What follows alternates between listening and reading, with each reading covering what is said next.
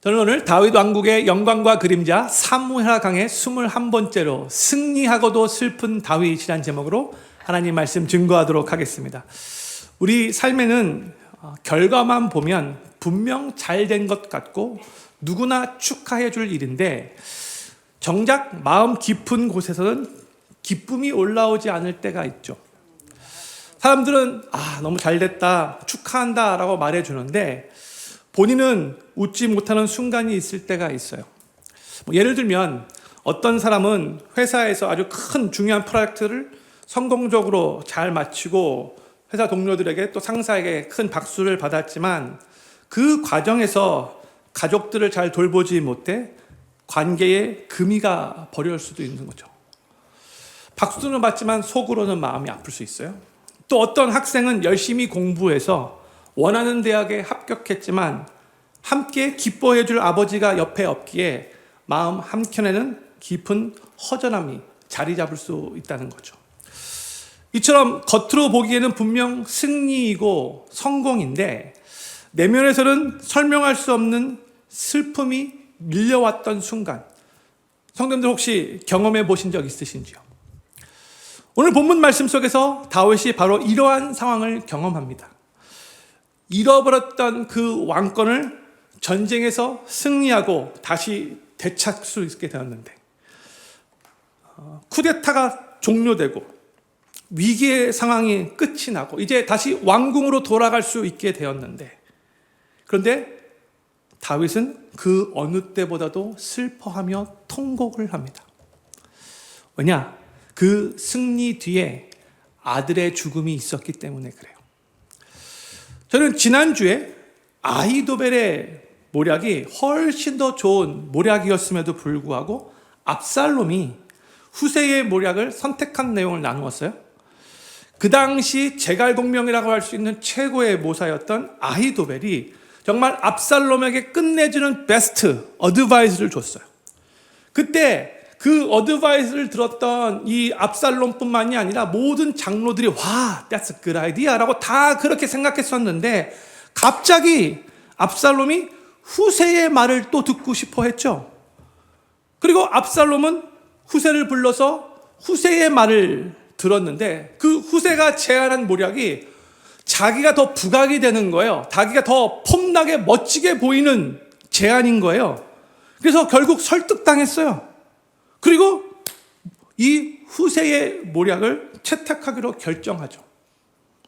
그런데 그 선택은 한순간에 아주 잘 나가던 분위기가 180도 전세가 역전되는 바둑으로 치면 정말 큰 치명적인 악수였다라고 말씀을 나눴어요. 만약 압살롬이 아히도벨의 모략을 그대로 따랐더라면 어쩌면 그 밤에 다윗은 아주 쉽게 제거될 수도 있었을 거예요. 그러나 압살롬은 후세의 모략을 선택했고 그 결정이 결국 그의 패배를 불러오는 치명적인 전환점, 터닝 포인트가 되었어요. 그리고 성경은 압살롬이 후세의 모략을 선택하여 전세가 완전히 뒤집혀진 바로 그 근본적인 이유를 우리들에게 알려주는데 저희가 지난주에 읽었지만 이 말씀 다시 한번 읽고 싶어요. 사무엘하 17장 14절 후반부 말씀 우리 같이 읽겠습니다. 시작. 이는 여호와께서 압살롬에게 화를 내리려고 아히도벨의 좋은 모략을 파하기로 작정하셨음이더라. 아멘. 우리 눈에는 전혀 보이지 않지만 성경은 하나님께서 이 아히도벨의 아주 뛰어난 계략을 파하시기로 작정하셨기 때문에 그 배후에서 역사하셨다는 것을 분명하게 증언해주고 있어요. 겉으로는 어떻게 보면 우연인 것처럼 보였겠지만 실제로는 하나님의 보이지 않는 손이 움직였던 거예요. 근데 우리의 삶 속에서도 잘 깨닫지 못한 채 그냥 지나가는 일들이 참 많이 있는데 근데 나중에 뒤돌아보면 그 순간들이 하나님께서 우리를 위해서 보이지 않는 곳에서 일하신 은혜의 결과였다는 것을 우리가 깨닫게 되는 경우가 많이 있죠. 그것을 우리가 깨달으면 깨달을수록 우리 삶에 하나님을 향한 감사가 넘치게 되는 거예요. 그런 일들이 우리의 삶에 수도 없이 많이 일어나고 있어요. 저는 지난주에 시간 때문에 나누지 못했는데 바로 이 일이 있은 후에 후세는 다윗에게 몰래 사람을 보냅니다. 그리고 있었던 일들을 쭉 전달하면서 혹시 모르니까 빨리 요단강을 건너 먼 곳으로 도피하라고 알려줘요. 그리고 그 말을 들은 다윗과 함께 있었던 일행은 속히 요단강을 밤새 건너 먼 길로 도망갑니다. 사무엘하 17장 22절, 저희가 오늘 18장 나누는데 그래도 17장 22절 내용을 또 한번 같이 한번 읽기를 원합니다. 시작. 다윗이 일어나 모든 백성과 함께 요단을 건널새 새벽에 미쳐서 한 사람도 요단을 건너지 못한 자가 없었더라 했어요. 여기 보면은요, 그 다음날 새벽까지 다윗의 모든 일행이 요단강을 건넜다는 것을 우리가 알 수 있죠. 성도님들, 지난주 설교를 나눌 때에 아히도벨의 그 모략이 기억이 나십니까? 어떻게 제안을 했어요? 내가 보병 1만 2천 명을 선택해서 내가 오늘 이날 밤에 곧바로 저 다윗을 추격하여 엄습하여 내가 다윗을 쳐 죽이겠습니다. 이렇게 제안했었잖아요. 그러니까 다윗은 실제로 그때까지 아직 요단강을 건너지 않은 상태였어요. 그러니까 압살롬이 만약에 아히도벨의 말을 따랐었더라면 다윗은 큰 위기에 빠졌을 거예요. 지도 한번 보도록 하겠습니다. 잘 안 보이실 텐데 그래도 여기가 예루살렘이에요. 그리고 쭉 이게 요단강이에요. 다윗이 여기 요단강 건너기 전에 있었어요. 그렇죠? 그런데 이제 후세가 보낸 사람이 다윗에게 와서 빨리 요단강 건너 도망가라고 했을 때 그날 밤새 요단강을 다 건넜고 그리고 나서 이 마하나임까지 도망을 갑니다. 그리고 오늘 본문 말씀은 바로 이 마하나임에서 일어나는 일들이에요. 그런데 저희가 성경을 잘 살펴보잖아요. 그동안에 이 사무엘하 17장까지는 다윗이 지금 도피길에 올랐는데 다윗의 군대 장관이었던 요압이 나타나지 않아요. 그 이름이 언급되지 않아요. 그런데 사무엘하 18장부터는 요압이 나타나고 요압이 다윗 곁에 있다는 것을 우리가 알게 돼요. 그러니까 많은 학자들이 이 요압은 다른 지역에서 전쟁을 하고 있었다가 이제 다윗이 왕궁에서 도피 나와 막 도망가고 있다는 얘기를 듣고 이 마하나임에서 합류했을 것이다라고 그렇게 학자들이 추정을 하는 겁니다. 바로 이러한 상황에서 오늘 본문 말씀이 시작되는 거예요.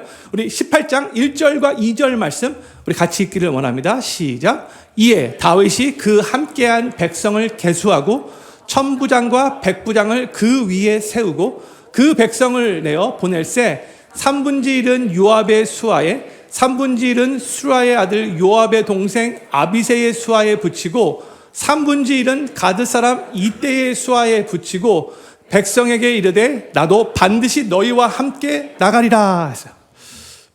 다윗은 지금 압살롬과의 전쟁을 앞두고 이제 준비를 하고 있는 거예요.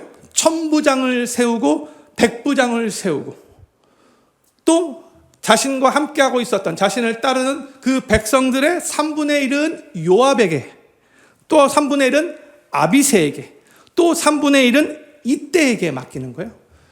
성도님들, 요압, 아비새, 이때 이 사람들 누군지 다 기억하시죠? 네, 기억하셔야 돼요. 그동안 쭉 나눠왔어요.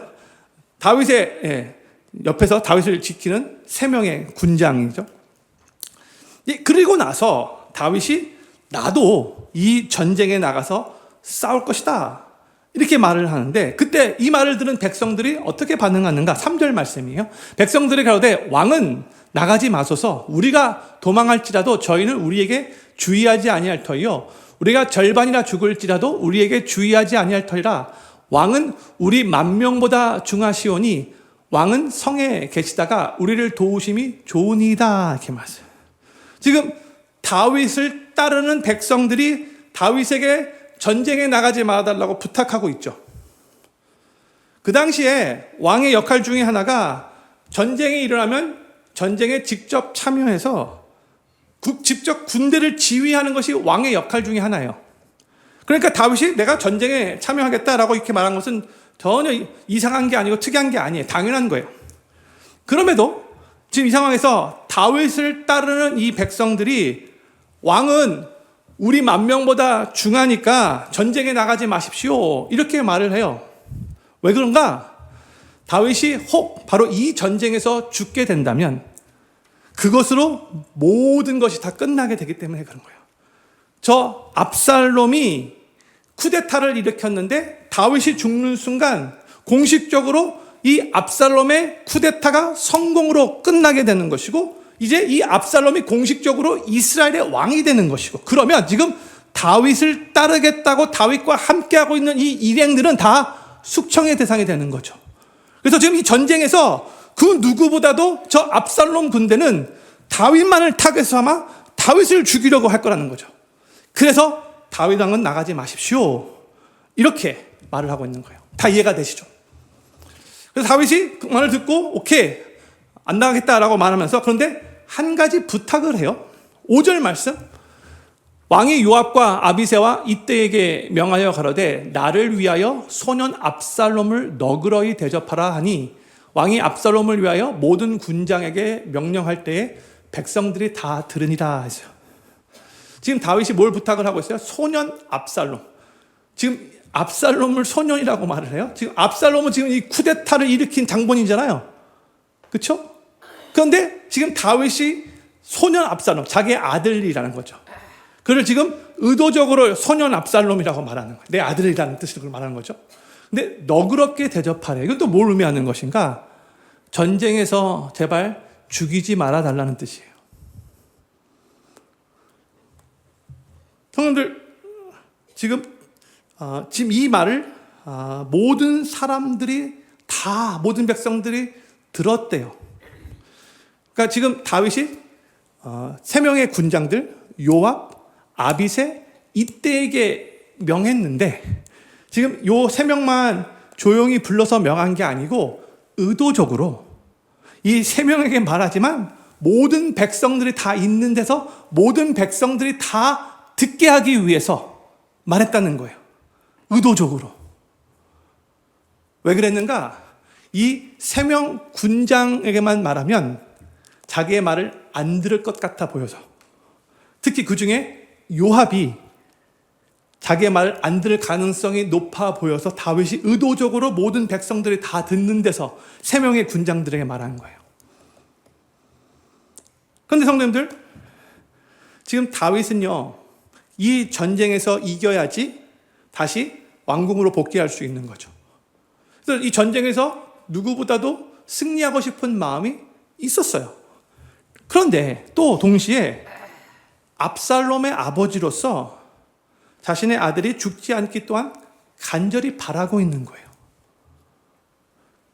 성도님들, 다윗의 이 마음이 이해가 되시는지요? 저는 솔직히 이 내용을 결혼하기 전에 청년 때 읽었을 때에 정말 이해가 안 됐어요. 뭐야, 너무 다윗 우유부단한 거 아니야? 어떻게 이 상황에서 저런 말을 할 수 있어? 참네, 이렇게 반응했어요. 그런데 결혼하고 제가 직접 아들을 키우다 보니까 바로 저 상황에서 내가 다윗이었다면 나도 저렇게 말했을 것 같아요.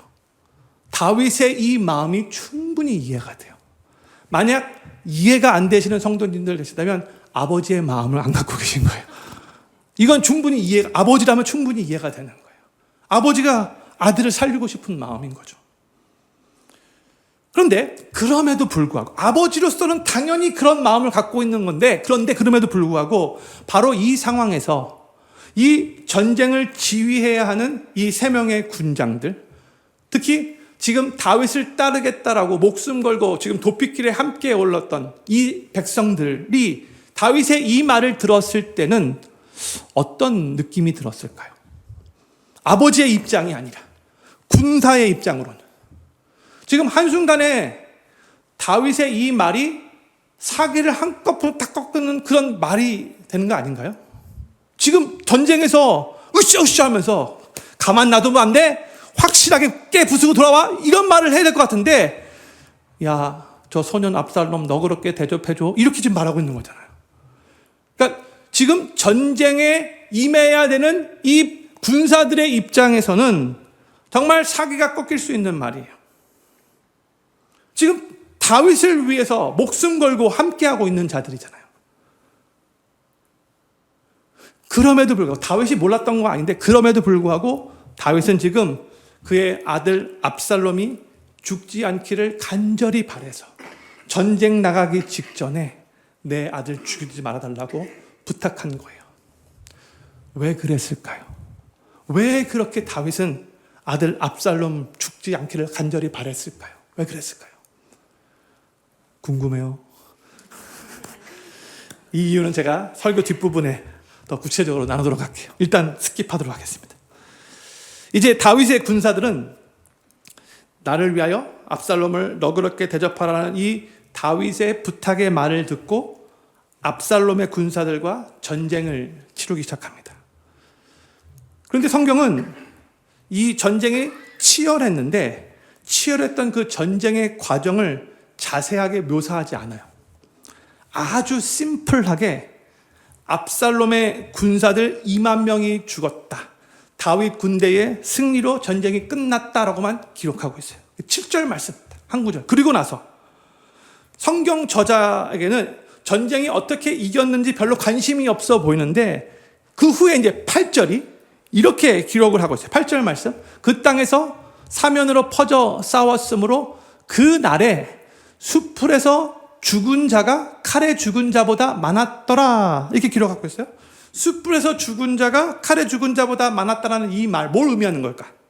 영어로 보면 The forest devoured more people that day than the sword, 그렇게 말하고 있어요. devour은 삼킨다라는 그런 뜻인 거잖아요. 그러니까 이 말이 압살롬의 군사들이 이 숲을 늪지대에서 갑자기 빠져 죽었다라는 말이 아니에요. 땅이 삼켰다는 그런 의미가 아닌 거예요. 이 말은요, 하나님께서 자연 환경을 사용하셔서 압살롬의 군대를 심판하셨다라는 뜻이에요. devour, 삼켰다는 것은 심판과 관련된 용어예요. 그리고 이 말은요, 다윗 군대가 아주 용맹스럽게 너무나 잘 싸워서 이 전쟁에서 승리한 것이 아니라 하나님께서 친히 싸워주셔서 하나님이 승리케 해주신 전쟁이라는 것을 이렇게 알려주고 있는 거예요. 모든 면에서 볼 때에 군사력으로 봐도 그렇고 뭐 숫자적으로 봐도 그렇고 압살롬의 군대가 훨씬 더 유리했지만 지난주에 나눴죠. 근데 하나님과 싸워서 승리할 수 있는 자는 아무도 없는 거잖아요. 그렇죠? 하나님의 대적이 될 수 있는 사람은 아무도 없어요. 사랑하는 필립계 성도님들, 우리의 삶에도 매일 전쟁이 있어요. 그렇죠? 피 흘려 싸우는 전쟁은 아니지만 매일 전쟁이 있어요. 우리 마음에서, 생각 속에서 계속해서 전쟁이 일어나죠. 사람들과의 관계에서 전쟁이 있고요. 특히 이 세상을 살아가면서 가치관의 전쟁이 일어나고요. 성경은 이 모든 것들을 이제 영적 전쟁이라고 우리들에게 알려줘요. 근데 이 모든 전쟁에서 결국 우리를 승리케 하시는 분은 우리 하나님이신 거죠. 전쟁의 승패는 상황에 달려있는 것이 아니라 오직 하나님께 달려있는 거예요. 우리의 대적이 아무리 강해 보여도 우리가 처해 있는 환경이 너무나 우리에게 불리하게 느껴져도 수적으로 정말 열세한 것처럼 그렇게 생각이 되어도 하나님께서 우리의 편에 서서 우리를 위해서 싸워주시면 우리는 반드시 승리할 수밖에 없는 거예요. 승리의 비결은 내가 얼마나 강하냐에 있는 것이 아니에요. 누가 내 편에 계시냐가 승리를 결정하는 거죠. 하나님이 내 편에 계시면 그것으로 게임 끝인 거죠. 전능하신 하나님께서 함께 하시면 숲을조차도 우리를 위해서 일하게 하시는 거예요. 때로는 예상치 못한 환경, 우연처럼 보이는 일들, 자연 현상, 상황, 사람들, 또 사건들을 통해서도 하나님은 우리의 길을 여시고 우리의 원수를 막으시고 우리에게 승리를 허락해 주신 분이시라는 것을 믿으시기 바랍니다. 이것을 믿으시고 우리 삶에 일어나는 모든 전쟁을 다 하나님께 맡겨야 되는 거예요. 그리고 내 힘과 내 지혜와 내 능력으로 싸우려고 하지 마시고 하나님을 나의 삶에 일어나는 모든 전쟁의 군대 장관으로 모셔드리면서 하나님께 의탁하며 하나님의 방법을 선택하셔야 되는 거예요. 그때 우리는 내가 이겼다가 아니라 하나님께서 나로 승리하게 하셨습니다라고 고백하게 될 것입니다. 저는 필그림교회 모든 성도님들이 우리 삶의 모든 전쟁의 승패는 하나님께 달려있음을 믿으시기 바라고, 우리의 대적이 아무리 강해 보인다 할지라도 하나님을 모든 전쟁의 군대 장관으로 모셔드리고 하나님께 다 의탁하고 맡겨드림으로 인해 우리를 승리케 하시는 우리 군대 장관 되시는 하나님을 더욱더 우리 삶 가운데 많이 경험하시게 되길 우리 구주 예수님의 이름으로 간절히 축원합니다. 성경 저자는 이 전쟁이 어떻게 치루어서 어떻게 승리했는가 보다 이 전쟁에서 압살롬은 어떻게 되었는가에 더 많은 관심을 갖고 더 많은 지면을 활애해요. 전쟁이 이제 압살롬의 군대의 패배로 흘러가게 되자 압살롬이 위기를 느끼고 일단 도망을 쳐요. 그런데 그때 압살롬에게 어떤 일이 일어나는가? 9절 말씀. 압살롬이 다윗의 신복과 마주치니라. 압살롬이 노새를 탔는데 그 노새가 큰 상수리나무 번성한 가지 아래로 지날 때에 압살롬의 머리털이 그 상수리나무에 걸림에 저가 공중에 달리고 그 탔던 노새는 그 아래로 빠져나간지라. 성도님들, 이 9절 말씀이 성도님들 머리로 그림이 그려지십니까? 거의 대부분 그려지시지만 혹시 그림이 안 그려지시는 분을 위해서 제가 그림을 하나 준비했습니다. 그림 한번 보도록 할게요. 네, 보이시죠? 네. 상수리 나무에 머리털이 지금 딱 매어서 대롱대롱 달려있는 거예요. 타고 있었던 노새는 도망가 버렸어요. 그리고 지금 압살롬은 지금 죽음에 처할 위기에 빠져 있어요. 꼼짝달싹 할 수 없는 상황이에요. 대롱대롱 달려있어요. 너무 우스운 광경이죠. 근데 형들 지난주 설교를 한번 기억하시면 좋을 것 같아요. 압살롬이 왜 후세의 조언을 받아들였어요? 자기가 더 폼이 나고 다윗 왕보다 더 자기가 멋지게 부각되는 그러한 모략이었잖아요. 그래서 은근히 기대감을 가지고 와 이제 새롭게 왕으로 등극했는데 역시 압살롬이 다윗보다 훨씬 더 나아.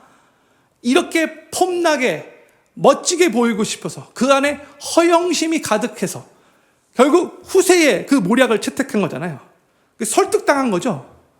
후세가 이런 말까지 했어요. 만약 다윗이 도망가다가 어느 성에 숨게 되면 걱정하지 마십시오. 우리 압살롬 군대가 그 성을 밧줄로 메어서 으쌰으쌰 그 성을 한꺼번에 강물에 빠뜨리면 되는 거 아닙니까? No problem. 그 말을 듣고 와 너무 멋지게 들리는 거예요. 그래서 okay, I'll take your advice. 그렇게 말한 거잖아요. 폼나기를 바라는 마음으로. 그런데 지금 성을 밧줄로 묶어가지고 바닷가에 던지기는커녕 이 지금 폼 보세요. 폼이 나요 저기 지금 대롱대롱 달려서 지금 죽을 것만 지금 기다리고 있는 거예요. 너무너무 웃기죠. 이게 압살롬의 모습이에요. 한치 앞을 볼 수 없는 연약한 것이 바로 우리 인간인데 우리가 뭐가 잘났다고 교만하게 사람들 앞에서 정말 막 잘 보이고 싶어서 허영심에 빠지게 되는지 우리도 압살롬과 같이 생각할 때가 많이 있잖아요. 너무나 안타깝죠. 근데 우리 성도님들 아셔야 돼요. 하나님이요 우리가 사람들 앞에서 뽐나게 보이고 싶은 그 허영심을 하나님이 그 누구보다도 잘 아셔서 이렇게 도리어 한순간에 꽈당하게 만드는 더 창피하게 만드는 경험을 하게 하셔요. 이거 아셔야 돼요. 하나님이 의도적으로 그렇게 우리를 인도하세요. 그러니까 이런 경험하지 않도록 처음부터 겸손해지면 되는 거죠. 근데 여기서 압살롬이 머리털이 나무에 걸려서 대롱대롱 매달렸는데 이 압살롬의 머리털이 중요한 의미가 있어요. 저희가 이미 압살롬의 이 잘생긴 외모에 대해서 한번 이미 나누었는데 다시 한번 사무엘하 14장 25절 26절 말씀을 다시 한번 읽었으면 좋겠어요. 같이 한번 읽겠습니다. 시작. 온 이스라엘 가운데 압살롬 같이 아름다움으로 크게 칭찬받는 자가 없었으니 저는 발바닥부터 정수리까지 흠이 없음이라. 그 머리털이 무거움으로 연말마다 깎았으며 그 머리털을 깎을 때에 달아본즉 왕의 저울로 200세겔이었더라 했어요. 지금 성경이 압살롬의 그 너무나 아름다운 멋진 외모에 대해서 말을 하면서 특별히 어디에다가 집중하고 있냐면 지금 압살롬의 머리털에 집중하고 있어요. 25절에 이제 정수리와 26절에 머리털 2번 나오는데 총 지금 압살롬의 머리를 3번이나 언급하면서 지금 그 외모를 지금 높이고 있는 거죠. 왜냐하면 그 당시에는 아주 풍성한 머리털이 외모의 상징이었기 때문에 그래요. 그런 면에서 볼 때 저는 그 당시에 태어나지 않은 것이 얼마나 감사한지 몰라요. 요즘에 머리숱이 너무나 없어가지고 너무너무 감사해요. 그리고 뭐 머리털이 뭐 외모의 상징일 수 없는 거죠. 말도 안 되는 거예요. 그죠? 근데요, 이 압살롬에게는요, 이 풍성한 머리털이 그에게 자랑, 프라이드였어요. 그 풍성한 머리털 때문에 이스라엘 백성들에게도 많은 호감을 살 수 있었던 거고요. 쿠데타를 일으켰을 때도 수많은 백성들이 이 압살롬을 지지할 수 있는 그 중요한 통로 역할을 한 거예요. 그래서 나름대로 그 안에 어마어마한 프라이드가 있었어요.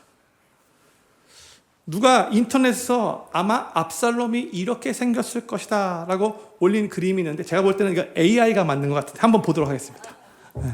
와, 너무 잘생겼죠? 저 머리털 너무 부러워요. 와, AI가 만든 거라고 저는 생각하고 있어요. 이렇게 잘생길 수가 없어요. 근데 압살롬이 이렇게 생겼을 것이다. 그런데요, 보세요. 그동안 자신의 자랑거리이자 자신의 가치의 근원이었던 저 머리털이 이제는 오히려 자신을 나무에 대롱대롱 매달리게 하고 결국 죽음에 이르게 하는 원인이 된 거죠. 성도님들, 우리 인생에도요, 종종 우리가 세상 것을 가지고 자랑했던 것이 있다면요, 오히려 그것이 우리에게 약점이 되어 우리를 넘어뜨릴 때가 있다는 거 기억하셔야 돼요. 정말로 그런 일 많아요. 하나님을 믿는 하나님의 백성들에게 하나님이 의도적으로 그 일을 허락하시는 거예요. 우리는 오직 우리 하나님만을 우리 삶의 참된 자랑으로 삼아야 합니다. 하나님은 우리에게 그러한 모습을 기대하세요. 세상의 것 있다가도 사라지는 거잖아요. 그거 자랑하지 말라는 거예요. 영원한 것을 자랑하며 저 영원한 것을 위해서 이 세상 살아가라고 하나님이 우리에게 항상 말씀하시잖아요. 압살롬은 자신의 머리털 때문에 그 머리털이 나무에 걸려서 대롱대롱 달려 꼼짝도 할 수 없었는데 이제 그 모습을 본 한 사람이 요압에게 달려가서 그 사실을 알립니다. 그때 요압이 그 사람에게 왜 압살롬 안 죽였냐? 이렇게 질문을 해요. 그때 그 사람이 요압에게 이렇게 답변을 해요. 12절 말씀이요. 그 사람이 요압에게 대답하되 내가 내 손에 은 1000개를 받는다 할지라도 나는 왕의 아들에게 손을 대지 아니하겠나이다. 우리가 들었거니와 왕이 당신과 아비새와 이때에게 명하여 이르시기를 삼가 누구든지 소년 압살롬을 해하지 말라 하셨나이다. 바로 이 이유 때문에 다윗이 모든 백성들 앞에서 그 요청을 한 거죠. 다 들으라고. 이 사람은 다윗이 부탁한 말 기억하고 압살롬 죽이지 못했어요. 그런데 요압은 어떻게 행동하는가? 14절 말씀. 요압이 가로되 나는 너와 같이 지체할 수 없다 하고 손에 작은 창 셋을 가지고 가서 상수리 나무 가운데서 아직 살아있는 압살롬의 심장을 찌르니 했어요. 이 구절을 보잖아요. 요압이 전혀 꺼리낌 없이 마치 이 순간을 기다렸다는 듯이 압살롬의 심장을 찔렀어요. 살아있는데 그냥 살아있는 상태로 심장을 찔렀다고 하고 있죠. 그리고 그 후에 요압의 병기를 맡은 소년 10명이 압살롬을 에워싸 쳐 죽여요. 그러니까 결국 요압이 압살롬을 죽인 거예요. 요압은 분명히 다윗 왕의 부탁의 말을 들었음에도 지금 무시하고 자기 마음대로 행동하고 있는 거죠. 왜 그랬을까? 여러 가지 이유가 있을 수 있겠지만 가장 근본적인 이유는 이거예요. 다윗이 예전에 밧세바의 남편 우레아를 죽이려고 할 때 그 일을 요압에게 부탁했잖아요. 그때 요압이 앞장서서 도와줬잖아요. 근데 그때부터 다윗은 요압에게 약점을 잡힌 거예요. 그래서 요압은 그때부터 다윗 왕의 눈치 별로 보지 않아요. 자기가 생각할 때 이게 옳다라고 생각되어지면 다윗 왕 무시하고 자기가 그냥 결정하며 그 일을 그냥 행했어요. 그렇게 괴물로 만들어버렸어요. 그리고 성경은 압살롬의 최후에 대해서 성경은 이렇게 기록을 하고 있어요. 17절과 18절 말씀이에요. 무리가 압살롬을 옮겨다가 숲을 가운데 큰 구멍에 던지고 그 위에 심히 큰 돌무더기를 쌓으니라. 온 이스라엘 무리가 각기 장막으로 도망하니라. 압살롬이 살았을 때에 자기를 위하여 한 비석을 가져 세웠으니 이는 저가 자기 이름을 전할 아들이 없음을 한탄함이라. 그러므로 자기 이름으로 그 비석을 이름하였으며 그 비석이 왕의 골짜기에 있고 이제까지 압살롬의 기념비라 일컫더라 했어요. 다시 17절 비춰주세요. 17절 보잖아요. 압살롬이 죽은 후에 그 시체 위에 큰 돌무더기를 쌌다라고 하고 있죠. 이 돌무더기는 범죄자나 원수에게 행하는 매장 방법이에요. 성경에서 또 죽은 후에 돌무더기로 쌓은 사람이 한 명 더 있는데 누구냐면 여호수아 7장에 나오는 아간이죠. 이 돌무더기는 수치와 저주의 상징이에요. 그런데 압살롬이 죽은 후에 그 압살롬의 시체 위에 수치스러운 돌무더기가 쌓였다는 것을 알려주고 있어요.